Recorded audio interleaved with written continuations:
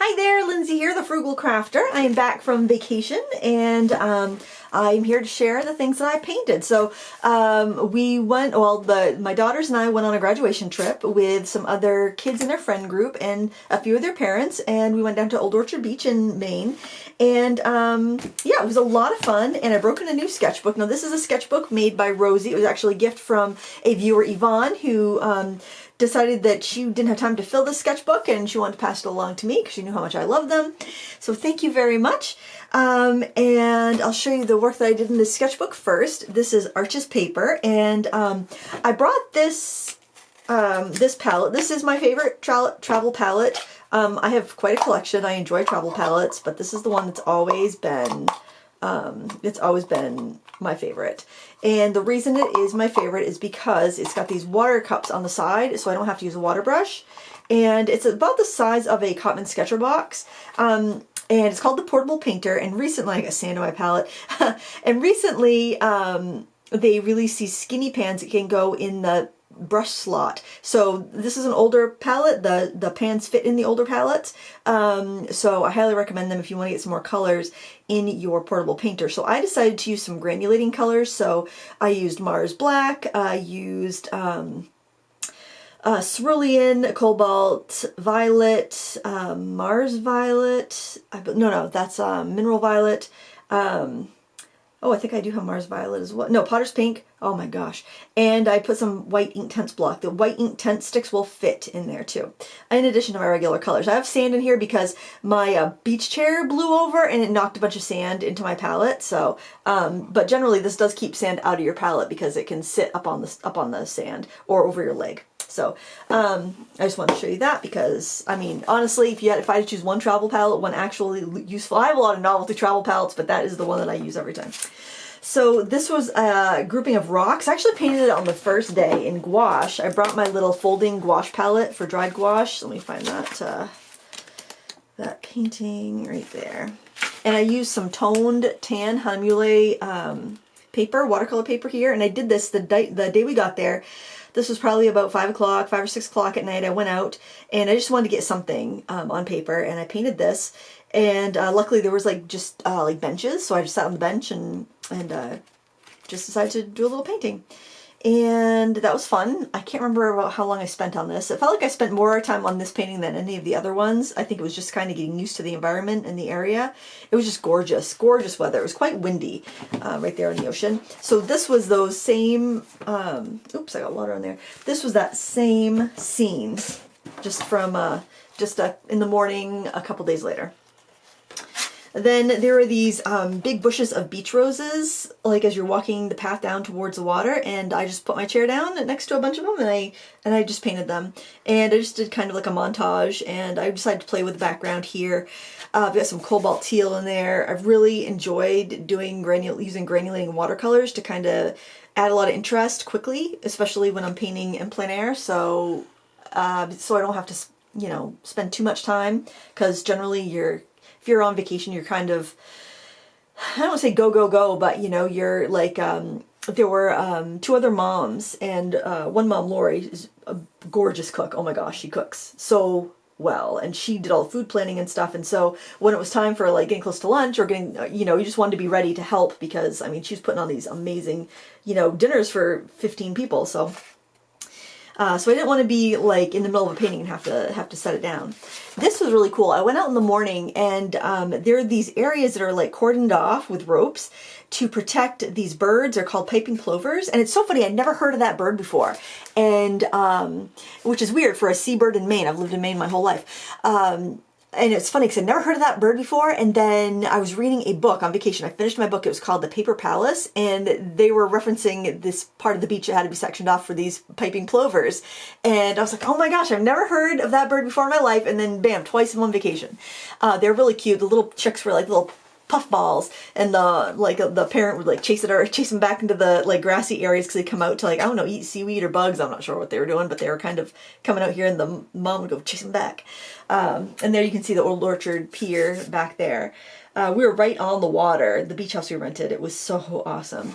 You can see some Potter's Pink in the sky and in the sand. I think Potter's Pink is really nice for coastal New England landscapes, for skies, sand, that sort of thing. And I recently purchased a tube of My Merry Blue, a Potter's Pink in the tube, and it wasn't that expensive. I didn't think anyway. I think I got it from Jerry's Autorama. I'm thinking I paid around $8, but maybe it was more. Between 8 and 13 anyway. But it re-wet pretty well. It was much stronger than my Renaissance Potter's Pink I had. And yeah, it did really well in my palette. Of course, you know, coastal Maine's pretty humid, so nothing, I feel like everything like kind of got sticky and re-wet like during the trip. But anyway, I love how it just added texture to the sand and the sky. This was from a photo that I took of the beach roses. I was just doing that, like sitting outside at the picnic table one day. These were some studies I was doing sitting on the beach trying to capture the waves as they're rolling in, which was very difficult. But I'm like, you know what? This is a great chance to observe and just be in the sun. And as like this was bluette, I flip it around this way and I do those rocks again. So those are the same rocks. I was a little bit closer to them. This time the waves were so rough, and I decided, because the kids were having such a good time on boogie boards, that I needed to try boogie boards at this time with these huge waves. So I didn't have my bathing suit on, so I ran back to the beach. I threw my bathing suit on, came back with a boogie board, and I marched into that water like a real trooper. And so then the other moms were like, well, Lindsay's in there doing the water. Well, if Lindsay can do it, I can do it. So they go back to put their bathing suits on. They totally miss me eating sand as I am, you know, knocked down by wave after wave after wave, because let me tell you, something that's easy for a 17-year-old is not as easy for a 46-year-old. So anyway, and then they got in the water and I got to watch them eat sand for a while, and it was it was quite amusing. Yeah, I've been exfoliated from head to toe from that little trip in the water. And yeah, that's it on the sketchbook for my beach paintings.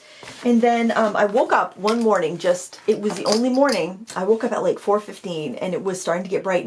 So I ran to the window, the sun wasn't up yet, so I threw my shoes on, grabbed my phone, ran down to the water, and saw some amazing sunsets. And I took a ton of photos. I took a little Instagram reel video. If you want to go to my Instagram account, I am at Lindsay Weirich on Instagram. You can see just a quick little kind of like panorama of that. And the seagulls were like dropping oyster shells. It was very, very low tide, so they were like, you know, picking up oysters and clams and dropping them and breaking them open. So they were over there. There was only like one other couple on the beach when I got there, and it was just like mostly just completely deserted. The sky was gorgeous. I was probably 20 minutes. I just watched the progression of the sun coming up, and it was just so... It was so gorgeous, and I thought it might be kind of fun for us to do a painting like that today. So, so let's do that. I'm going to work in this sketchbook. I really love this paper. So let's work. I'm going to work on this side. I think it's the rougher side.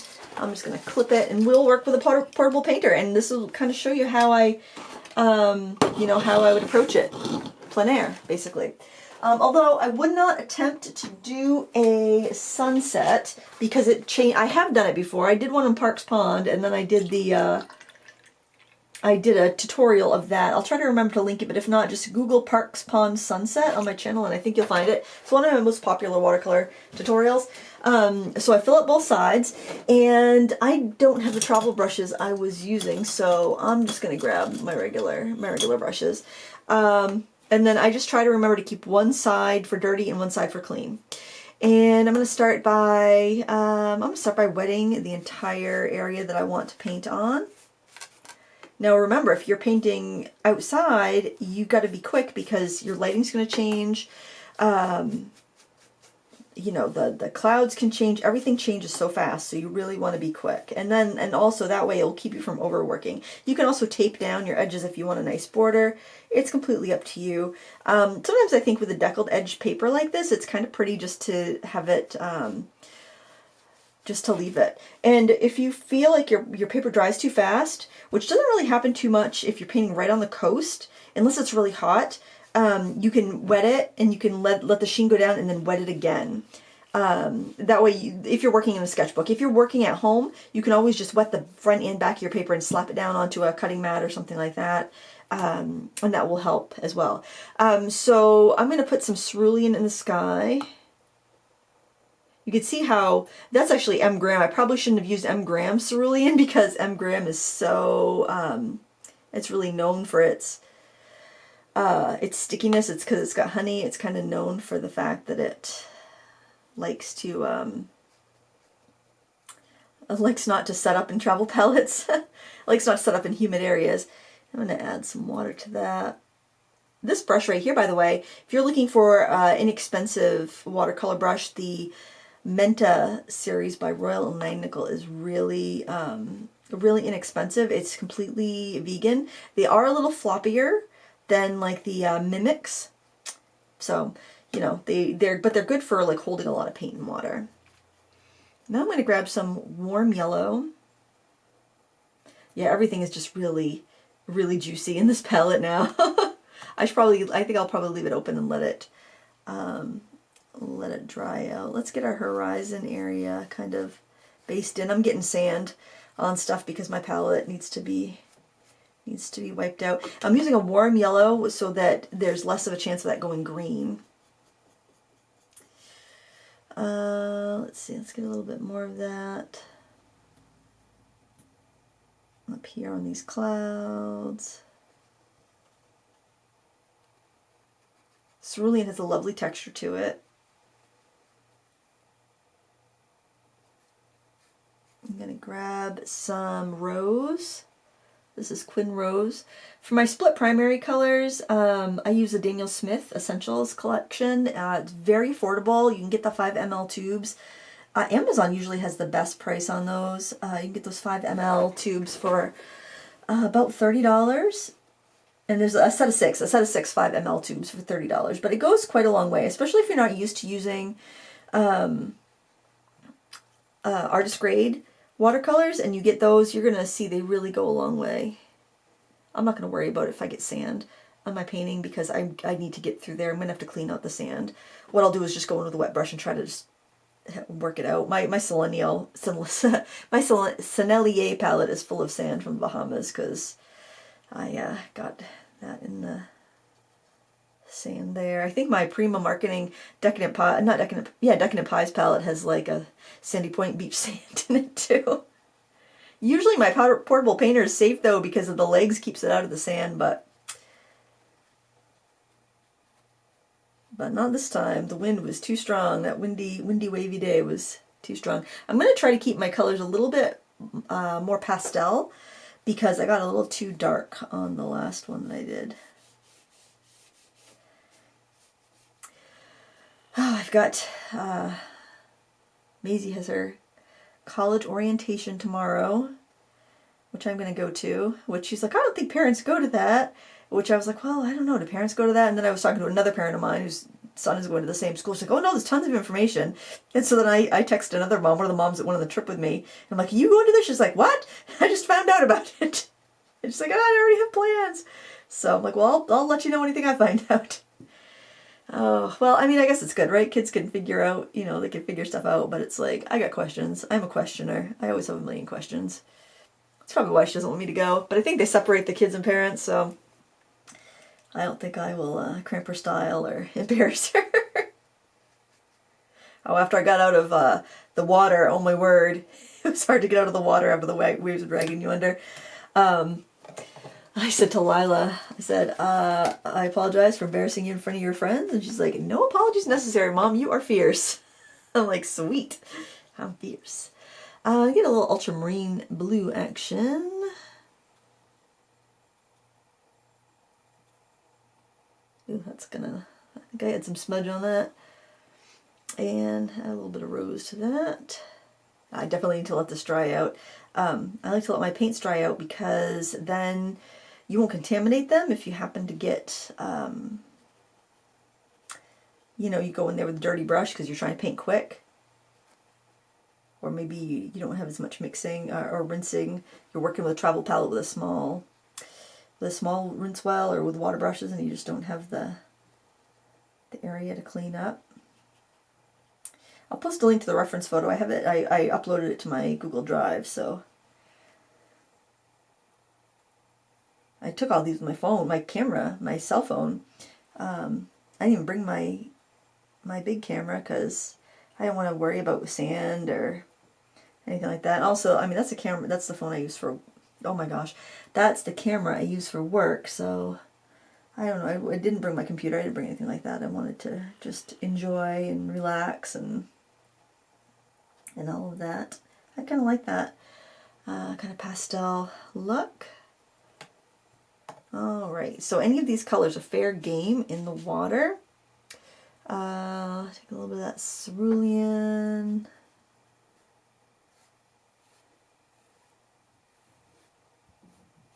Drag it in like that. Let's grab a little bit of the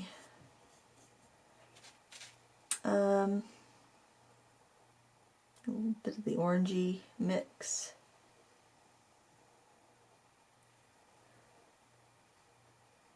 The sun was coming up right around here.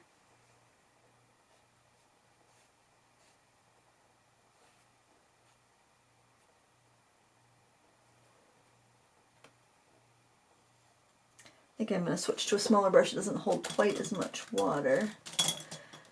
My brushes with Craft Ammo will be out soon. This is a prototype of those. I'm looking forward to. I haven't got the I've got the prototypes. I haven't gotten the final versions yet. The brushes are the same. It just there's a different paint job that's going to be on them. You do physical products, it's really weird. It takes so long to get physical products that by the time the product is ready, it's almost like you've kind of, I would say forgotten about it, but it's like so much time passes in between.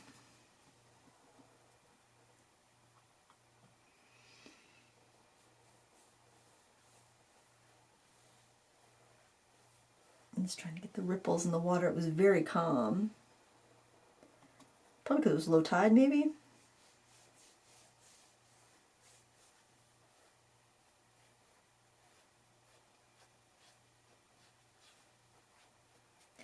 I'm trying to lift out a little bit of really bright. There. And then go in and get some more brighter yellow around that. Because the sun would be, it would be almost white. I don't want to add, the reason I'm going in with a more Taklon brush at this point is because I don't want to add more water. If I add a really watery mix at this point, I'm going to get cauliflowers and backgrounds.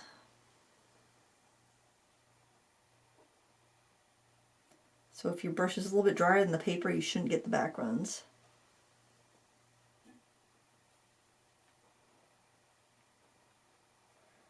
Some of those reflections on the clouds.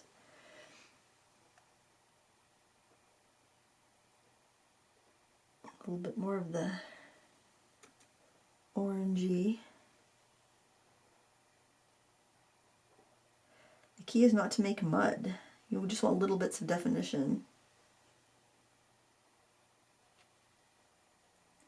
But it's hard to know when to stop because, you know, you don't want to ruin any of the really pretty effects that you've got going.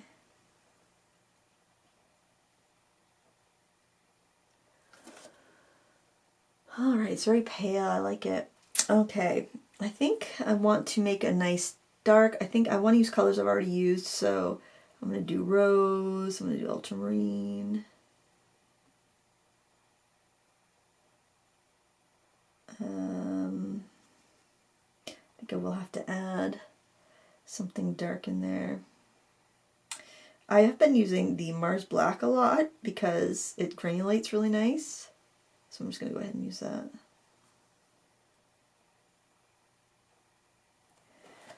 And I'm going to try to very carefully put in these kind of like mountains and stuff that were off in the distance.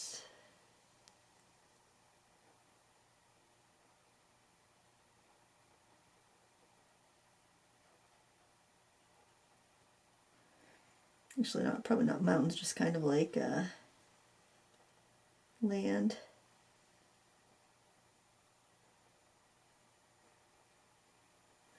Other side of the cove there before you get out to the open water.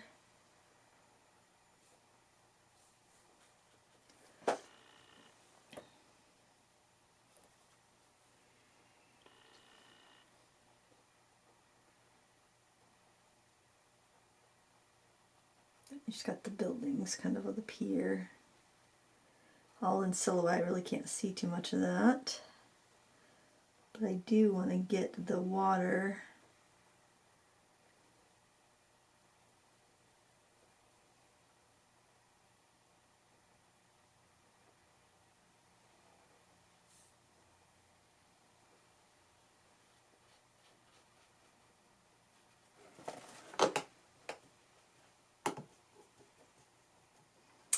Actually, I think I might do a little burnt sienna and ultramarine because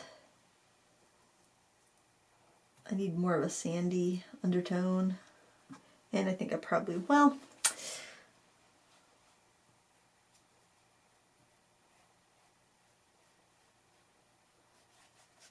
just wondering how much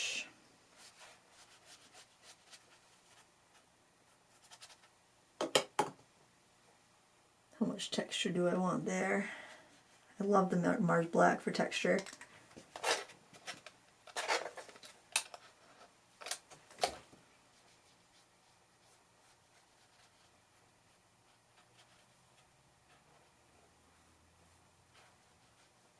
Ooh, lost my clip. If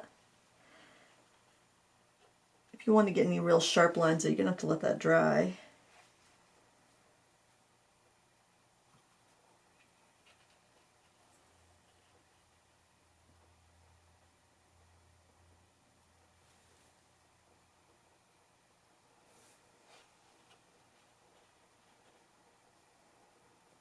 That I should have had a little flatter.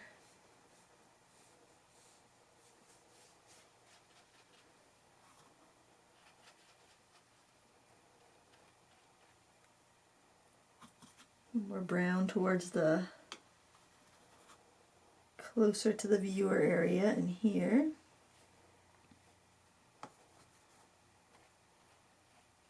I want to get some of that texture. I think the texture of the granulating paints would be nice for the sand.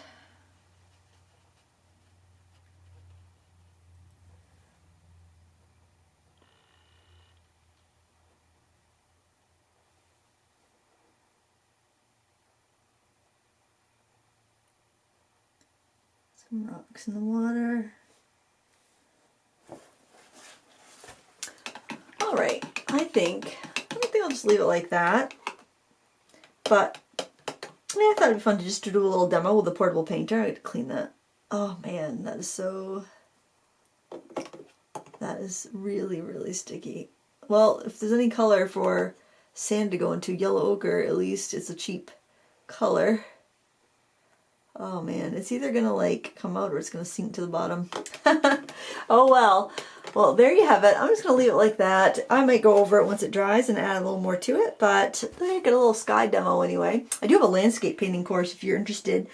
I'll link it down below. But I hope you had a good week, and we'll see you next time. Happy crafting. Bye.